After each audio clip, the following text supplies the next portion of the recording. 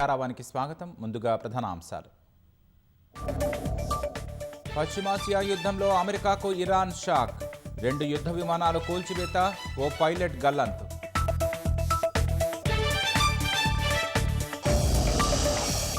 టెహరాన్లోని లక్ష్యాలపై ఆగని ఇజ్రాయెల్ భీకర దాడులు. గల్ఫ్ దేశాల డీశాలినేషన్ ప్లాంట్లపై విరుచుకుపడిన ఇరాన్ సేనలు.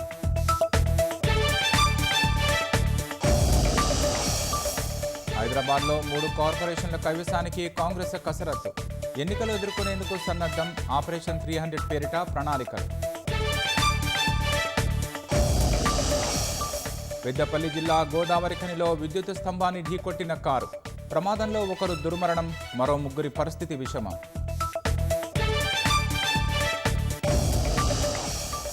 ఆఫ్ఘన్లో భూకంపం, ఒకే కుటుంబంలో 8 మంది మృతి. ఉత్తర భారతంలోనూ ప్రకంపనలు.